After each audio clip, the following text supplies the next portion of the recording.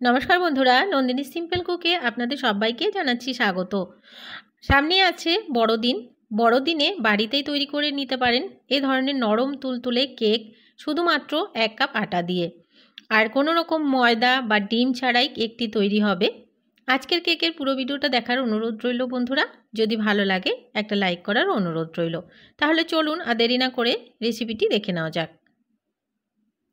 এই কেক রেসিপিটি তৈরি করার জন্য এদিকে আমি একটা বোলে নিয়ে নিচ্ছি 120 ml গরম জল। আমি এখানে উষ্ণ গরম জল নিয়েছি।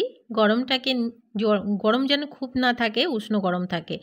এবারে এখানে দিয়ে দিচ্ছি 150 গ্রাম গুড়। আমি এখানে খেজুরের গুড় নিয়েছি। আপনারা চাইলে এখানে যে আখের গুড়টা আছে সেটাও নিতে পারেন।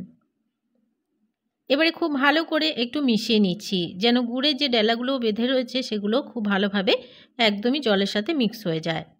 এবারে ঢাকা দিয়ে রেখে দিচ্ছি 5 মিনিটের জন্য। এবারে এদিকে একটা কেকের মোল্ড নিয়ে নিলাম। মোল্ডটাকে খুব ভালো করে অয়েল ব্রাশ করে নিচ্ছি। আপনারা চাইলে যে কোনো কেক টিনেই তৈরি করে নিতে পারেন। এছাড়া বাড়িতে থাকা বাটি, কোনো রকম বাটিতেও কিন্তু কেক তৈরি করে নেওয়া যেতে পারে। এবারে এখানে দিয়ে দিচ্ছি 1 চামচ আটা। আটা দিয়ে খুব ভালো করে আবারও মোল্ডটাতে ছড়িয়ে নিচ্ছি। কেকের মোল্ডটা আমার একদমই রেডি হয়ে গেছে।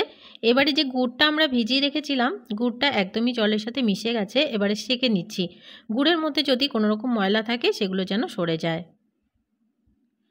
গুড়টাকে খুব ভালো করে সেঁকে নিলাম। এবারে একটা মোল্ডে আবারও নিয়ে নিচ্ছি। একটা ছাঁকনি দিয়ে দিলাম উপরে। দিয়ে দিচ্ছি এখানে 200 গ্রাম আটা। দিয়ে দিচ্ছি পরিমাণ মতো লবণ।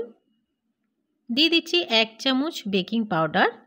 আর দিয়ে দিচ্ছি হাফ চামচ মতো বেকিং সোডা। দিয়ে সমস্ত কিছুকে একটু চেলে নেব।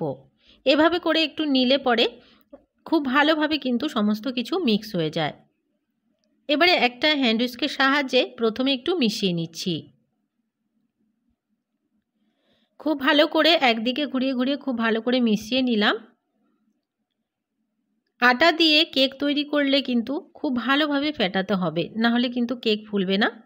এদিকে একটু খেয়াল রাখতে হবে। এবারে এখানে আমি দিয়ে দিচ্ছি দুধ। দুধটা কিন্তু খুব বেশি ব্যবহার করব না। এখানে আমি হাফ কাপ মতো দুধ ব্যবহার করছি। প্রথমে অল্প পরিমাণ দুধ দিয়ে আমি একটু মিশিয়ে নিয়ে দেখে নিচ্ছি। তো দেখুন ব্যাটারের ঘনত্বটা অনেকটাই বেশি বলে আমি এখানে আরও 2 চামচ মতো দুধ অ্যাড করে দিলাম। দিয়ে আবারও খুব ভালো করে মিশিয়ে নিচ্ছি। ব্যাটারের ঘনত্বটা আমি দেখিয়ে দেব। এখানে দিয়ে দিচ্ছি 1/4 কাপ রিফাইন্ড অয়েল। খুব ভালো করে আবারও মিশিয়ে নিলাম।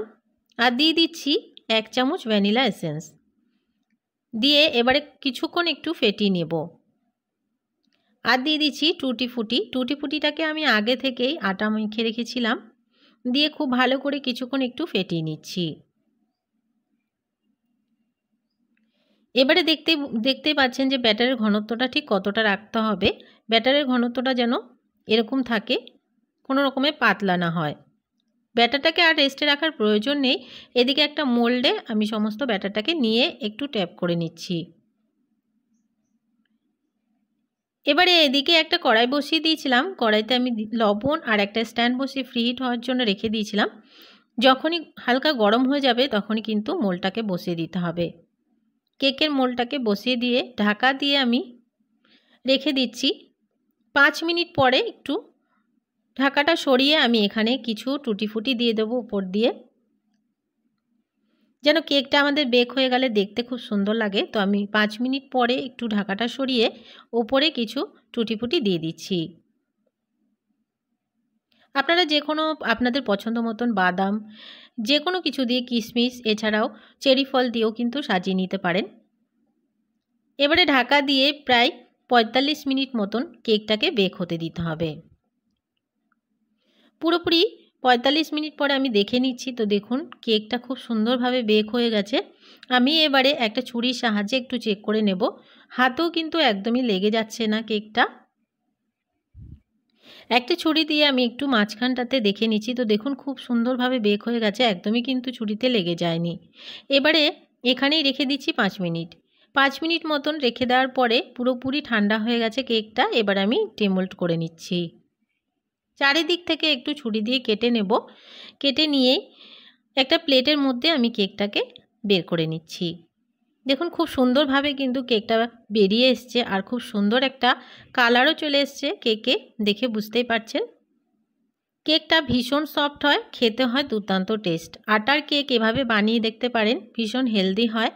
আর কোনো রকম ডিম বা ময়দা ছাড়াই কেকটা তৈরি হয়ে গেল। আজকের রেসিপি ভালো লাগলে বন্ধুরা একটা লাইক করার অনুরোধ রইল, অনেক অনেক শেয়ার করে দেওয়ার অনুরোধ রইল। নতুন বন্ধু আমার চ্যানেলে যদি নতুন এসে থাকেন, আমার চ্যানেলটিকে সাবস্ক্রাইব করে পাশে থাকা বেল আইকনটাকে প্রেস করে অল বাটনে ক্লিক করতে ভুলবেন না, এই ধরনের রান্নার নোটিফিকেশানগুলো সবার আগে আপনাদের কাছে পৌঁছে যাওয়ার জন্য। আর আজকের রেসিপিটি কেমন লাগলো কমেন্টস বক্সে জানাতে ভুলবেন না।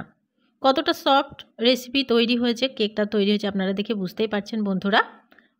এভাবে করে বানিয়ে ক্রিসমাস এনজয় করতে পারেন। আজকের মতন এখানে শেষ করছি। সবাই ভালো থাকবেন, সুস্থ থাকবেন। চলে আসবো অন্য কোনো দিন অন্য একটা রেসিপির সাথে। আজকের মতো তাহলে টাটা। আর এই কেকটি আপনারা কিন্তু এনজয় করতে পারেন ক্রিসমাসে।